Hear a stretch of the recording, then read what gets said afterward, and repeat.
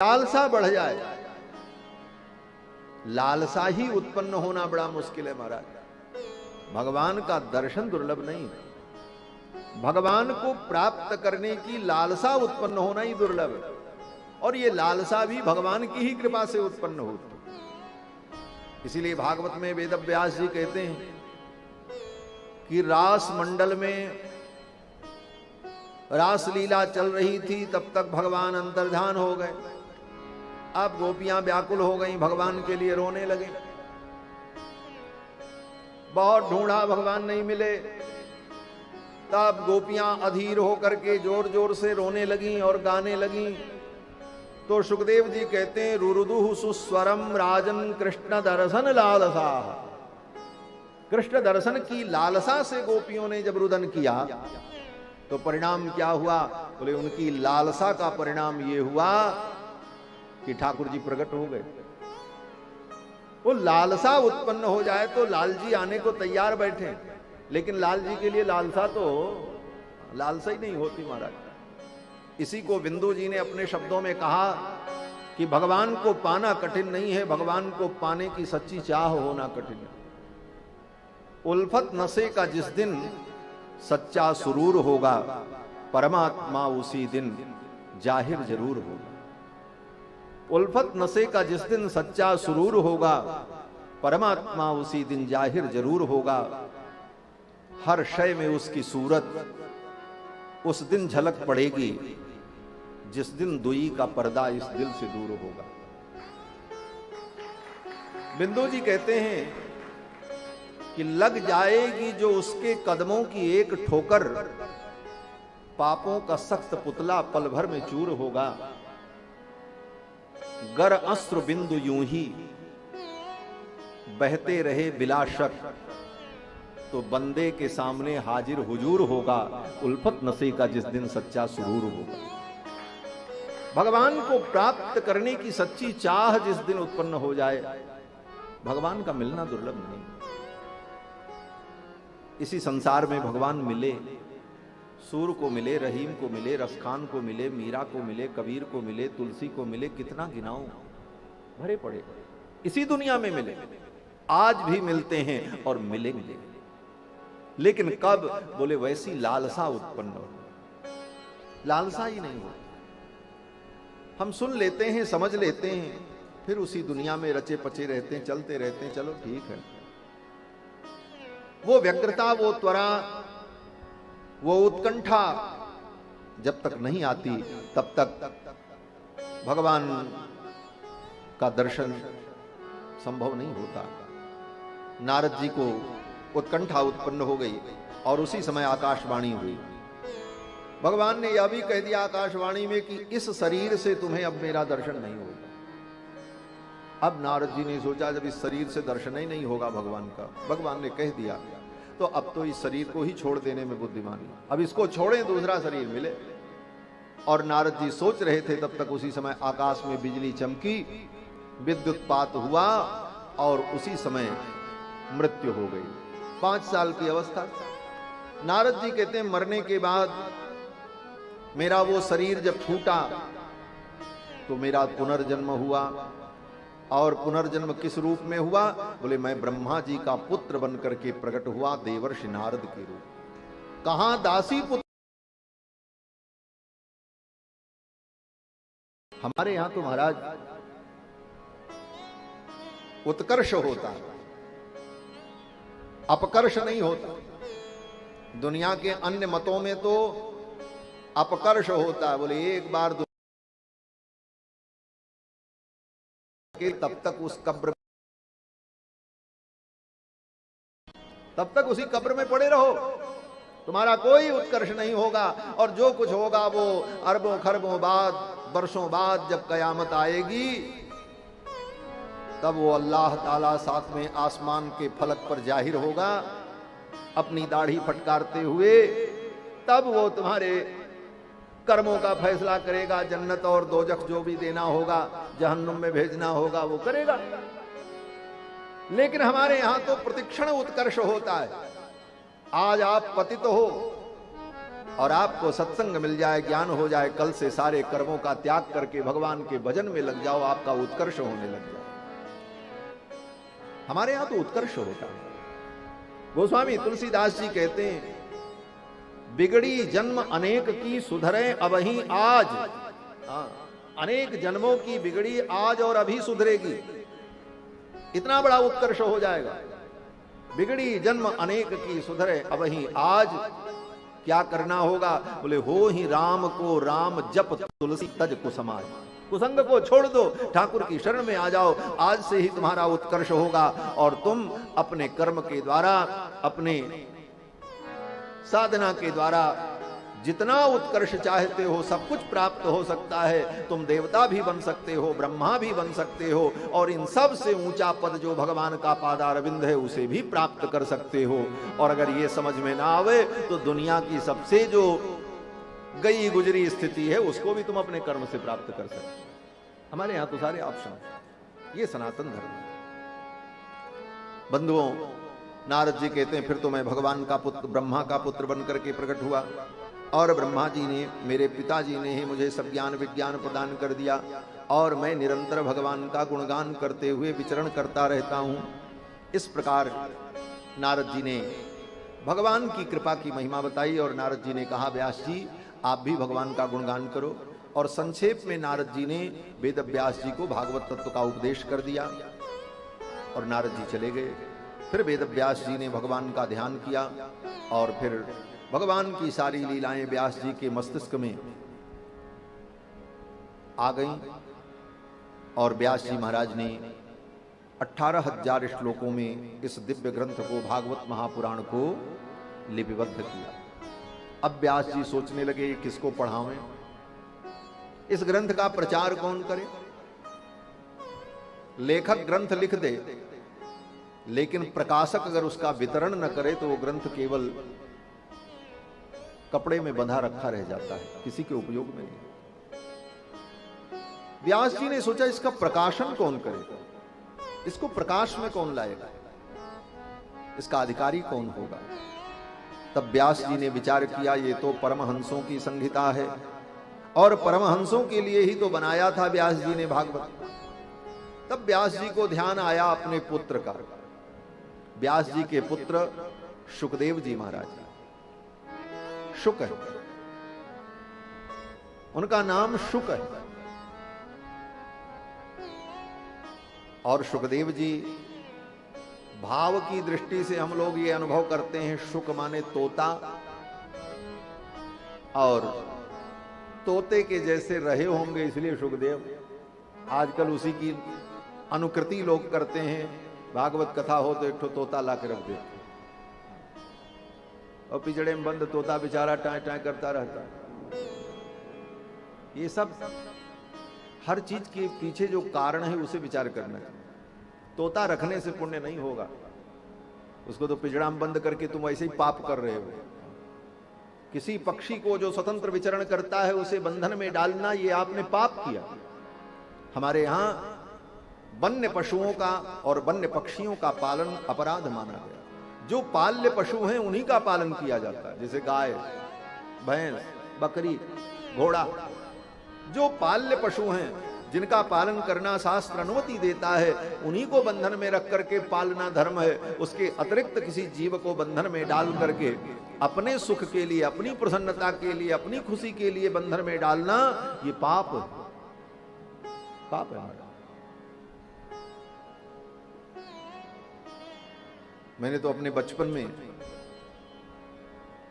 कई बार ऐसा अवसर मिला, अभी भी कभी अवसर मिल जाता है तो उसका मैं लाभ उठाता हूं। कभी यात्रा करते समय रास्ते में देखता हूं वो पक्षी बेचने वाले सब तोतों को पिंजड़े में बंद कर करके रखे रहते, 10-20 पिंजड़े।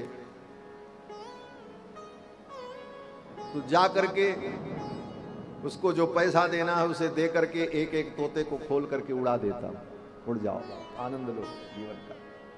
ये धर्म है। तोता पालना, उसको बंद करके रखना, ये सब, कुत्ता बिल्ली पालना, ये सब हमारी सनातन प्रकृति के विपरीत है। तो शुक नाम है इनका, व्यास जी के पुत्र हैं शुकदेव। सुख के रूप में भी रहें तो कोई आपत्ति नहीं है, वो तो सर्वरूप है। तम सर्वभूत हृदयम मुनिमानतोस्मि। लेकिन शुक का मतलब तोता, जैसे तोते को जितना रटा देता है व्यक्ति, तोता उतना ही बोलता है, उससे ज्यादा नहीं बोलता। तोता को किसी ने रटा दिया राम राम करो तो वो राम राम करता, उससे कहो राम राम कहो तो वो भी कहता राम राम कहो, यही ना कहता है। जितना उसे रटाओ उतना ही कहता है, नया कुछ नहीं मिला। उसी तरह व्यास जी ने अपने पुत्र शुकदेव को जितना ज्ञान दिया, उसी ज्ञान को शुकदेव जी ने राजा परीक्षित को दिया।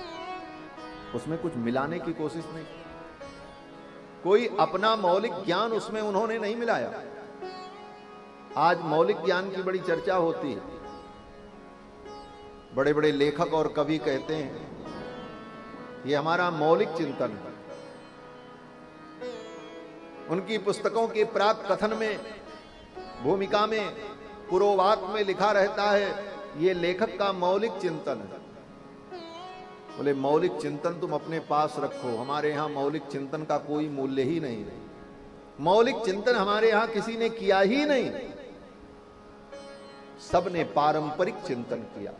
वेद व्यास ने मौलिक चिंतन नहीं किया। वेद व्यास को जो चिंतन नारद जी ने दिया, उस चिंतन को आगे बढ़ाया, उनका मौलिक चिंतन नहीं। नारद जी ने जिस चिंतन को वेद व्यास को सुनाया वो नारद जी का मौलिक नहीं था, ब्रह्मा जी ने उनको जो बताया था वो था।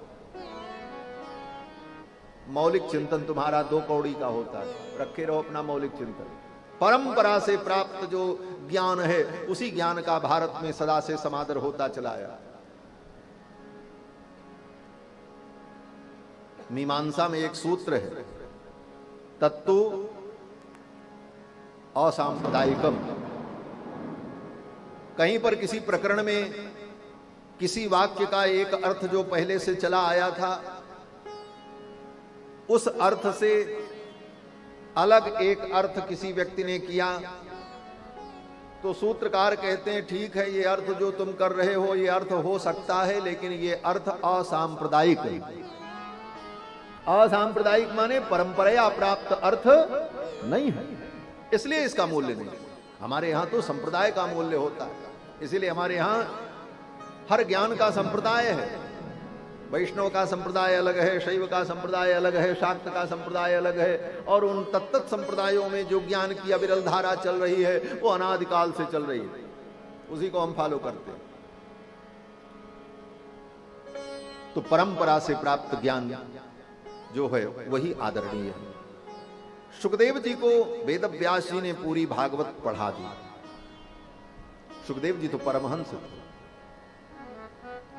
जन्म लेते ही सुखदेव जी जंगल में चले गए थे। 12 वर्ष तक अपनी मां के गर्भ में ही रहे, बाहर ही नहीं आ रहे। व्यास जी ने कहा बेटा बाहर आओ, 12 वर्ष हो गए तुम्हारी मां तुमको ढो रही है। सुखदेव जी ने कहा बाहर आएंगे तो भगवान की माया मुझे पकड़ लेगी। व्यास जी ने कहा जब तुमको इतना ज्ञान है तो ये माया कुछ नहीं कर सकती, तुम आओ। सुखदेव जी ने कहा विश्वास नहीं, ये जिसकी माया है उसको बुलाओ, पहले वो आकर के हमको सांत्वना दे, हमको आश्वस्त करे, तब हम आवे।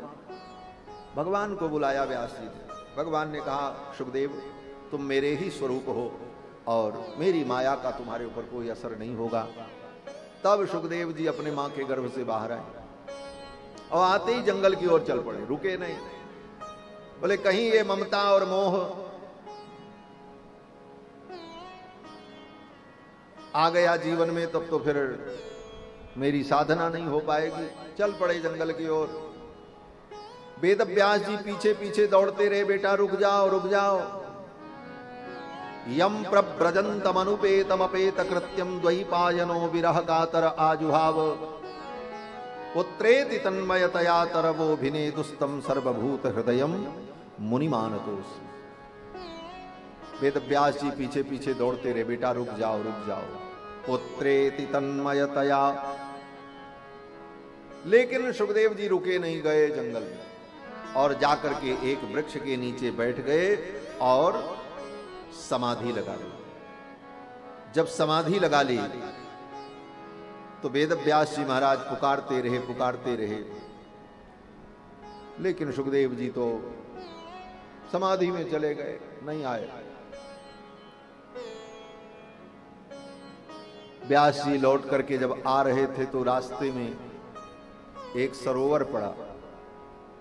उस सरोवर में कुछ स्त्रियां स्नान कर रही थी। जाते समय भी वो स्नान कर रही थी और सुखदेव जी जब वहां से चले गए तो स्त्रियां सुखदेव जी को देख करके मुस्कुरा रही थी, उनको प्रणाम कर रही थी। पीछे से वेदव्यास जी आ रहे थे अपने पुत्र को बुलाते हुए, बेटा रुक जाओ रुक जाओ। जब वेदव्यास जी आए तो वो स्त्रियां फटाफट अपने वस्त्रों को धारण करने लगी और लज्जित हो गई। व्यास जी कुछ नहीं बोले, लेकिन जब उधर से लौट करके आ रहे थे व्यास जी, तब उन स्त्रियों से कहा एक बात बताओ। बोले क्या? बोले मेरा जवान बेटा 12 साल का, नंग धिड़ंग, कोई कपड़ा भी नहीं पहना था, दिगंबर था, इसी रास्ते से चला गया और उसे देख करके तुम्हें लज्जा नहीं हुई? और मुझ बूढ़े को देखकर जिसके शरीर गलित हो गए, केश पलित हो गए, ऐसे व्यक्ति को देख करके तुमने लज्जा किया, क्या कारण था? तो उन स्त्रियों ने कहा व्यास जी, तद्वीक्ष पृक्षति मुनौ। मुनि व्यास ने पूछा तो उन स्त्रियों ने कहा कि व्यास जी, आपके पुत्र जो सुखदेव हैं वो परमहंस हैं, उनकी दृष्टि में स्त्री पुरुष का भेद भी नहीं, उनको पता ही नहीं है कि स्त्री किसे कहते हैं, पुरुष किसे कहते हैं। लेकिन आपके अंदर तो स्त्री पुरुष के भेद का ज्ञान है, इसलिए आपसे लज्जा करना अनिवार्य है, लेकिन उनसे कोई लज्जा की आवश्यकता नहीं थी। ऐसे परम ज्ञानी सुखदेव जी महाराज समाधि में बैठ गए। व्यास जी लौट करके चले आए और इधर व्यास जी ने जब पुराण की रचना की, भागवत की, तब व्यास जी ने विचार किया कि ये पुराण में अपने पुत्र सुखदेव को पढ़ा दो, वो परमहंस इसका अधिकारी है। और वेद व्यास जी ने भागवत के 2-4 श्लोक अपने शिष्यों को याद कराया और कहा जाओ, जहां पर सुखदेव समाधि में बैठे हैं वहीं पर भागवत के इन श्लोकों का पाठ करना। ब्रह्मचारी पहुंचे, एक श्लोक पढ़ा। क्या श्लोक पढ़ा? अहो बकीयम स्तन कालकूटम जिघांसयापाय यदप्यसाध्वी लेभे गतिम धात्रच्युताम ततोन्यम कम वा दयालुम शरणं ब्रजेम। इस श्लोक का भाव है,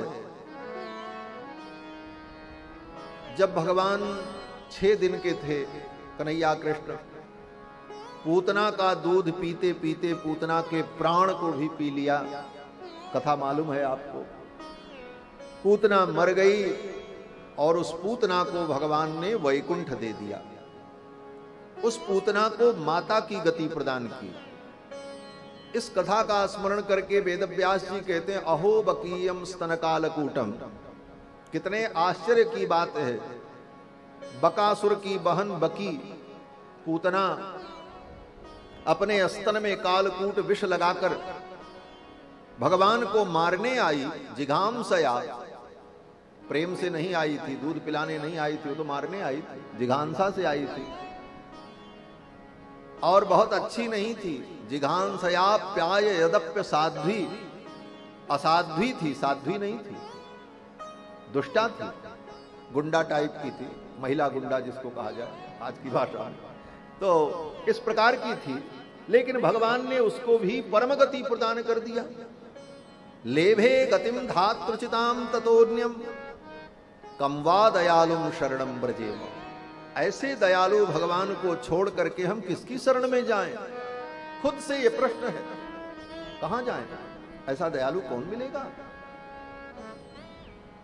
एक श्लोक में कृष्ण की इस लीला को सुनकर सुखदेव जी की समाधि छूट गई। आंखें खोल दी टक से। अरे उस परमात्मा का ये वैभव है, वो इतना कृपालु और इतना दयालु है। मैं तो आज तक यही जानता था कि वो परमात्मा निर्गुण निराकार निर्विकार है, उसमें कोई गुण ही नहीं, वो तो निर्गुण है।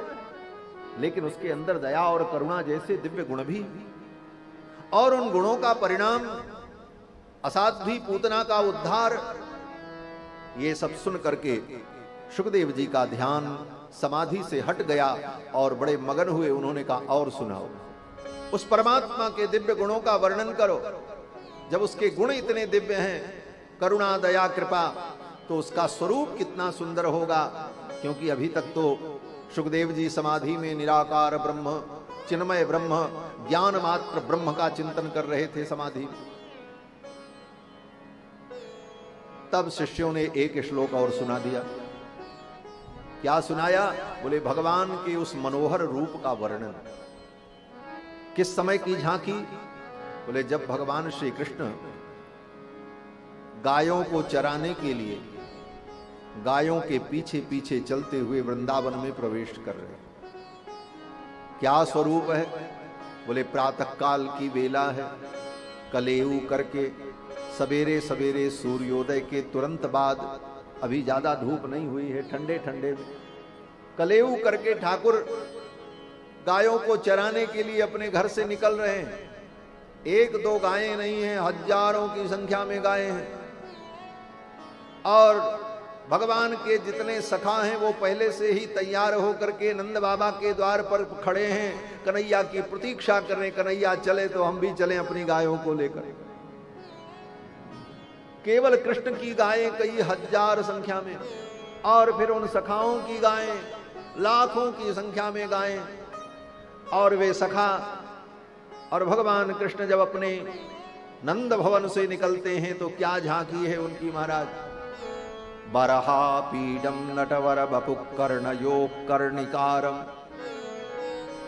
बिभ्रद्वासः कनक कपिशं वैजयन्तीं च मालाम् रंधान वेणोरधर सुधया पूरयन् गोपवृन्दैः वृंदारण्यम स्वपदरमणं प्राविशद्गीतकीर्तिः। मोर के पंख का भगवान ने मुकुट धारण कर रखा। बरहा पीडम, वृंदावन के जो ठाकुर हैं बड़े सहज हैं। ये तो उनको आज लोग सोना और हीरे का मुकुट पहना दें, लेकिन वृंदावन के कन्हैया कृष्ण तो ब्रज में मोरई मुकुट धारण करते। उनका श्रृंगार कोई बहुत महंगा नहीं है। क्या किया? बोले कन्हैया ने एक कपड़ा लिया और उसी की पगड़ी बांध ली, और उसी पगड़ी में एक मोर पंख ऐसे टिका दिया, बस हो गया मुकुट। बरहा पीडम नटवर बपुः, सहज श्रृंगार है। कर्णयोः कर्णिकारम, कानों में कुंडल। और किस चीज का कुंडल? सोने का, हीरे का? बोले नहीं। कर्णयोः कर्णिकारम, कनेर पुष्प का कुंडल। कनेर पुष्प होता है ना पीले रंग का, लंबा लंबा ऐसे, उसकी डंडी ऐसे थोड़ी टेढ़ी होती है। देवी को चढ़ता है वो फूल, विशेष करके पीतांबरा भगवती को। उस फूल का जो डंठल होती है वो ऐसे टेढ़ी रहती है। कन्हैया क्या करते? बोले एक फूल इधर से लिया, एक फूल इधर से लिया, उसकी डंठल को कान में ऐसे टिकाया, इधर टिकाया, दो कुंडल बन गए महाराज। कर्णयोः कर्णिकारम, ये श्रृंगार है गोविंद का, ब्रज के ठाकुर का। कर्णयोः कर्णिकारम बिभ्रद्वासः कनक कपिशम, और भगवान का पीतांबर कैसा है? बोले सोने के समान चमकता हुआ पीतांबर, सिल्क का, कनक कपिशम। और गले में माला हीरे की, सोने की? बोले नहीं। वैजयंतीं च मालाम्, वैजयंती की माला, वैजयंती पुष्प की माला, वैजयंती के बीज की माला, यही ठाकुर की माला है। वैजयंतीं च मालाम् रंधान वेणोरधर सुधया पूरयन् गोपवृन्दैः, और अपने अधरों पर वंशी को रखकर भगवान धीरे धीरे मधुर मधुर स्वर लहरी प्रकट कर रहे हैं और गायों के पीछे पीछे चल रहे हैं। सखा भगवान को घेरे हुए हैं, गायें आगे आगे चल रही हैं, गायों के चरण से जो धूल उड़ रही है वो गोविंद के ऊपर पड़ रही है।